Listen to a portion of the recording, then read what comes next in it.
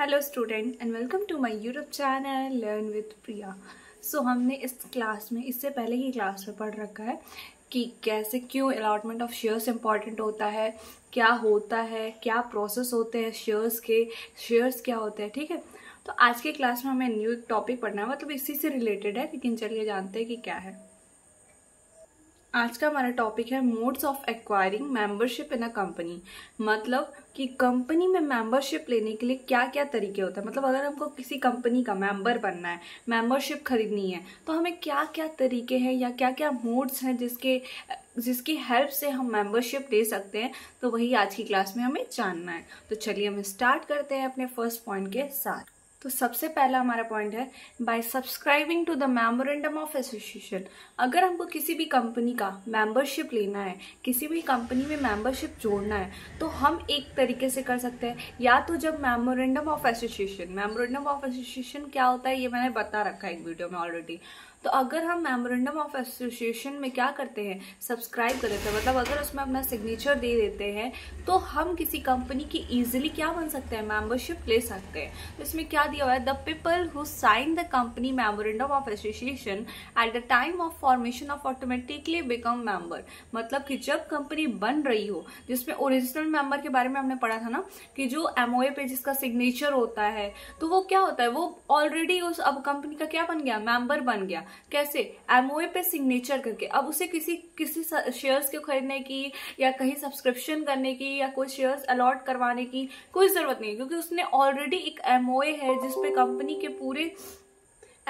जिसपे कंपनी का सारा रूल्स रेगुलेशंस लिखा हुआ है कि ऑलरेडी कंपनी क्या करती है, कैसे करती है, सारे रूल्स रेगुलेशंस लिखे होते हैं। और उसी पे कंपनी के एमओए पे ही अगर कोई सिग्नेचर कर दे रहा है, तो वो क्या बन गया, बस एक सिग्नेचर से वो कंपनी का क्या बन गया, मेंबर बन गया। तो यही कह रहा है कि the people who sign the company memorandum of association, मतलब MOA, at the time of formation of automatically become member. जो लोग एमओए पे सिग्नेचर कर देते हैं वो ऑटोमेटिकली क्या बन जाते हैं, कंपनी के मेंबर बन जाते हैं। उनको किसी भी शेयर्स को खरीदने की जरूरत नहीं है। They are called subscriber to the memorandum. वो मेमोरेंडम के सब्सक्राइबर कहा जा सकते हैं। They must take at least 1 share each in the company. और वो कंपनी के एक शेयर्स के ऑलरेडी ओनर बन जाते हैं। मतलब कि जैसे कोई लोग क्या होता है, अभी कंपनी इशू करती है, कंपनी फिर अलॉट करती है, उसके बाद से ना कोई मेंबर बनता है या ओनरशिप खरीदता है। पर यहाँ पे क्या है, एक एमओए पे साइन करने से ही एक शेयर क्या हो गया, उस इंसान के नाम हो गया जो कि सिग्नेचर किया।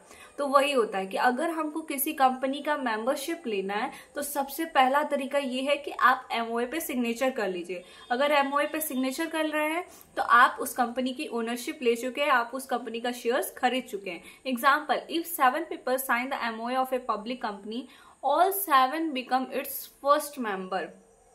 अगर मान लो, क्योंकि कंपनी अगर हमारी पब्लिक कंपनी होती है, तो हम पब्लिक कंपनी खोलने के लिए कितने लोगों की जरूरत होती है, 7 लोगों की। 7 पीपल्स हमको नेसेसरी होते हैं, पीपल, ताकि हम अपनी कंपनी को क्या कर सके, खोल सके।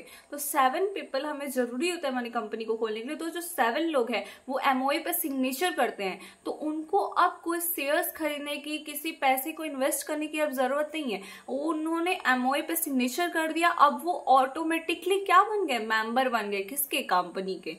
तो यहां तक समझ में आया। एक बार फिर से बता देते हैं कि हम जब एमओए पे सिग्नेचर कर देते हैं तो हमें किसी भी कंपनी के शेयर्स को खरीदने की जरूरत नहीं है। हम एमओए पे सिग्नेचर करते ही ऑटोमेटिकली हम उस कंपनी के शेयर्स को खरीद लेते हैं। एक शेयर्स हमारे नाम हो जाता है, उस कंपनी में मेंबरशिप मिल जाती है, उस कंपनी की ओनरशिप हमको मिल जाती है।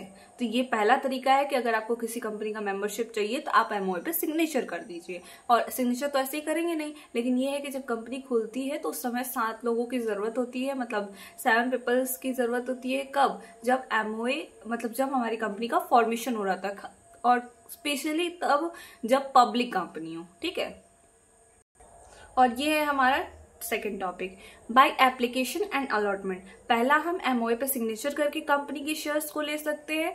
दूसरा, हम या तो एप्लीकेशन और अलॉटमेंट के प्रोसेस से ले, जो हमने पढ़ा है इससे पहले कि जब हमको कंपनी को क्या हो जाता है, फिक्स हो जाता है ना कि आपको पब्लिक उससे पैसे लेने की जरूरत है, क्योंकि अगर कंपनी में पैसे की जरूरत होगी तो क्या करेगा, पब्लिक से इन्वेस्टमेंट करवाएगा। और पब्लिक क्यों पैसे देगी, उससे तो ऐसे पैसे देगी नहीं, पागल तो है नहीं कि कंपनी का नाम सुन के पैसे दे देगी, नहीं, उसे भी तो कुछ चाहिए, तो वो कंपनी की ओनरशिप खरीदती है पब्लिक। तो पब्लिक क्या करती है, मेंबरशिप लेने के लिए एप्लीकेशन और अलॉटमेंट के प्रोसेस से करती है। A person apply for share of the company, अगर एक इंसान किसी कंपनी के शेयर्स के लिए अप्लाई करता है, कंपनी एक्सेप्ट करती है, उसे शेयर्स अलॉट करती है, तब जाके उसको मेंबरशिप मिलता है। तो ये एक प्रोसेस होता है जिसमें एप्लीकेशन होता है, एप्लीकेशन का इन्वेस्टमेंट होता है, एप्लीकेशन के लिए फॉर्म भरते हैं लोग, उस पर पैसे लगाते हैं, फिर उसके बाद से कंपनी को जितना मतलब लोगों की जरूरत होती है, जितने पैसे की जरूरत हो, लोगों नहीं, पैसे की जितनी जरूरत होती है वो उतने लोगों को अलॉट करता है। उसके बाद से लोग उसमें क्या होते हैं, लोगों को कंपनी में मेंबरशिप मिल जाती है। तो पहला तो ये तो आप इजिली एमओए पे सिग्नेचर करके करो, या फिर एप्लीकेशन या अलॉटमेंट से कर सकते हो। मतलब अलॉटमेंट, अगर आप एप्लीकेशन फॉर्म भरते हो, पैसे देते हो, कंपनी आपको अलॉट करती है, उसके बाद से आपको मेंबरशिप मिलती है। When the person name is enter in the company registration of member, they officially become a member.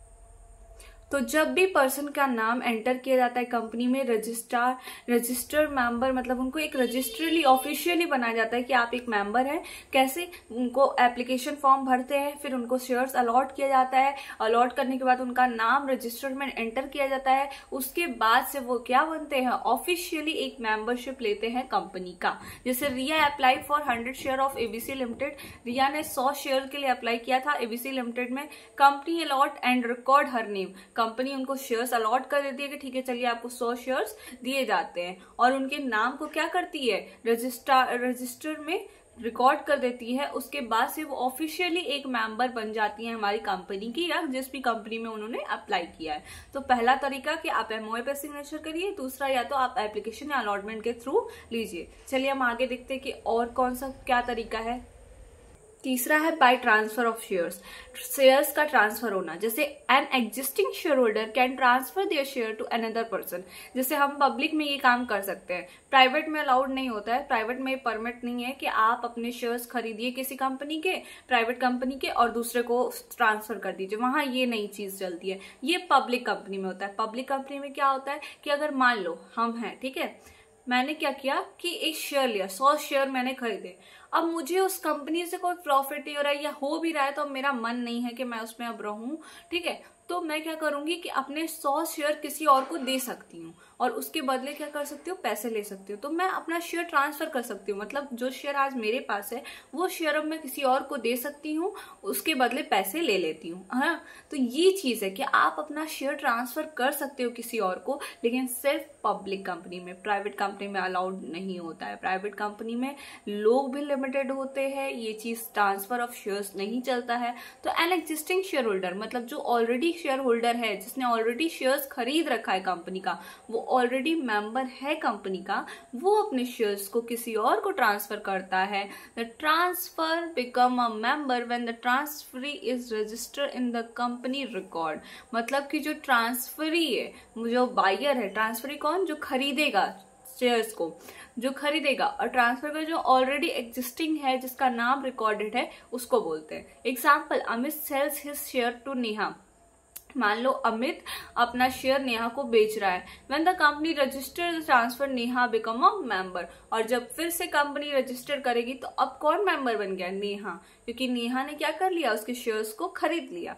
तो यही चीज होता है। पहला तो या तो एमओए पे सिग्नेचर कर दो, या फिर एप्लीकेशन या अलॉटमेंट के प्रोसेस से लो, या फिर कोई अगर ट्रांसफर करना चाहता है, कोई अपना शेयर बेचना चाहता है, तो आप उससे डायरेक्टली खरीद लो। जो ऑलरेडी उस कंपनी में मेंबर है, आप उससे अगर जाके शेयर्स खरीद लेते हो तो आपका भी अब नाम क्या हो जाएगा, उसकी जगह पे अब वो उसके नाम को हटा दिया जाएगा और आपके नाम को रजिस्टर में रिकॉर्ड कर दिया जाएगा।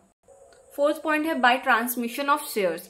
व्हेन शेयर होल्डर डाइज और become insolvent, their shares automatically passes to their legal heir और रिप्रेजेंटेटिव। इसमें इससे पहले वाले में ट्रांसफर हो रहा था। ट्रांसफर मतलब समझ रहे हो कि जो एग्जिस्टिंग शेयर होल्डर है वो खुद किसी को दे रहा है, ठीक है। उसको वो अगर नहीं दे रहा है तो उससे कंपनी ये नहीं करेगी तुमको देना पड़ेगा, नहीं, वो खुद चाहता है कि वो अपने शेयर्स किसी और को दे, तो वो खुद के मन से क्या कर रहा है, किसी और को शेयर्स दे रहा है। पर ट्रांसमिशन में क्या होता है कि यहाँ देना नहीं रहता, यहाँ पे कुछ रीजंस होते हैं जो बहुत ही सीरियस होते हैं, जिस कंडीशन में उनके शेयर्स को दूसरे को दे दिया जाता है। जैसे मान लो जो एग्जिस्टिंग शेयर होल्डर है उसकी डेथ हो जाती है, तो उसके जो उसके जगह पे होंगे, या फिर जो मतलब उसका क्या बोलते हैं, जो उसके जिसका उसने नाम दिया होगा नॉमिनी में कि चलो मैं नहीं रहा आगे चल के, तो मेरे शेयर्स इनको दे दिए जाएंगे, तो वो उस नॉमिनी को शेयर मिल जाता है। तो वो होता है ट्रांसमिशन ऑफ शेयर्स। कि मान लो अगर एग्जिस्टिंग शेयर होल्डर क्या हो रहा है,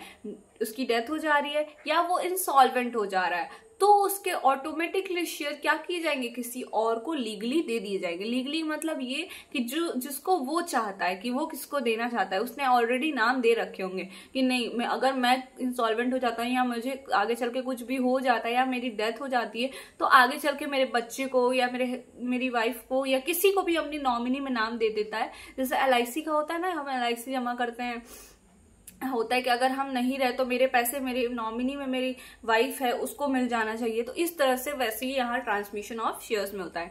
एग्जाम्पल में दिया, after mister Sharma dead his son inherits the shares and become a member। अगर जैसे मिस्टर शर्मा था, उनका डेथ हो गया, उनके बेटे को क्या मिल गया, उनका शेयर मिल गया जो उन्होंने खरीद रखा था। तो यही होता है ट्रांसमिशन ऑफ शेयर्स, ठीक है। तो चलिए और आगे देखते हैं। By holding shares in A demat form, मतलब कि बहुत लोग शेयर्स को कैसे होल्ड करते हैं, इन डीमेट फॉर्म।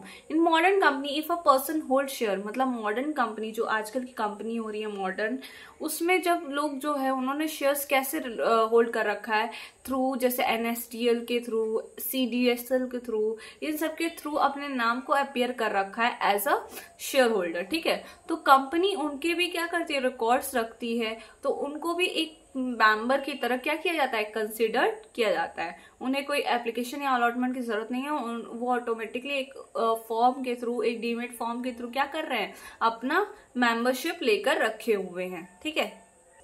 और ये हमारा लास्ट है, जो लास्ट वे है कि हम कैसे एक्वायर करें मेंबरशिप को कंपनी में। तो ये लास्ट है बाय स्टॉपल और agreement. In some rare cases, कुछ ऐसे केसेस हो सकते हैं कि if a person act as a member, अगर कोई पर्सन एक मेंबर की तरह एक्ट करता है कि मतलब वो ऑलरेडी इस कंपनी का मेंबर है, जबकि वो है नहीं, उसने कोई रजिस्ट्रेशन में अपना नाम नहीं लिखवाया है, लेकिन वो एक्ट कर रहा है कि वो इस कंपनी का मेंबर है, इस कंपनी में वो मीटिंग्स को ज्वाइन करता है, मीटिंग अटेंड करता है, तो वो अगर ऐसा एक्ट करता है तो वो भी उस तरीके से क्या बन सकता है, एक तरह से उसे भी मेंबर मान लिया जाता है। जैसे if a person act as a member और claim to be one and the company treat them so, अगर कोई पर्सन एक मेंबर की तरह ट्रीट करता हो या एक्ट करता हो या क्लेम करता हो, तो कंपनी भी उसको उसी तरह से ट्रीट करती है। They may be held as a member, उसे भी एक मेंबर की तरह ट्रीट किया जाता है।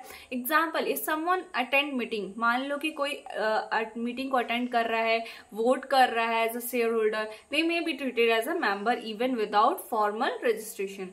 और अगर वो मतलब उसका रजिस्ट्रेशन में कोई नाम नहीं, उसने रजिस्ट्रेशन नहीं करवा रखा है, पर वो एक एक्ट कर रहा है कि वो एक मेंबर है, एक शेयर होल्डर है, तो उसे कंपनी भी एक शेयर होल्डर की तरह ही ट्रीट करती है। तो ये सारे तरीके होते हैं, जिसमें सबसे पहला था MOA पे सिग्नेचर, दूसरा आप एप्लीकेशन और अलॉटमेंट कर सकते हैं, तीसरा ट्रांसफर ऑफ शेयर्स हो सकता है, चौथा ट्रांसमिशन ऑफ शेयर्स हो सकता है, चौथा डीमेट अकाउंट में वो फॉर्म को वो करना, अप्लाई करना, और सिक्स्थ क्या है, बाय स्टॉपल और एग्रीमेंट। तो एक बार फिर से हम समरी के थ्रू थोड़ा समझ लेते हैं, ठीक है। तो ये हमारा है समरी टेबल, ठीक है। तो इसमें क्या होता है, mode how membership is required, क्या क्या मोड थे जो हमने पूरे पढ़े हैं, एक बार रिवाइज कर लेते हैं। बाय सब्सक्रिप्शन के थ्रू, सब्सक्रिप्शन कैसे, तो साइनिंग ऑफ MOA पे सिग्नेचर करके आप ले सकते हैं, एप्लीकेशन अलॉटमेंट के थ्रू ले सकते हैं, ट्रांसफर कर सकते हैं अपने शेयर्स को किसी और को, फिर ट्रांसमिशन के थ्रू किसी का डेथ हो जाता है तो मिलता है, डीमेट होल्डिंग के अकॉर्डिंग मिल सकता है, स्टॉपल तरीके से या एग्रीमेंट के अकॉर्डिंग मिल सकता है। तो ये सारे तरीके होते हैं एक मेंबरशिप को एक्वायर करने के लिए कंपनी में। तो होप सो आपको ये सारी क्लास में समझ में आएगा, सारे टॉपिक समझ में आए होंगे। समझ में आओ तो लाइक एंड सब्सक्राइब करें, कहीं कोई भी डाउट हो तो कमेंट करें। Thank you.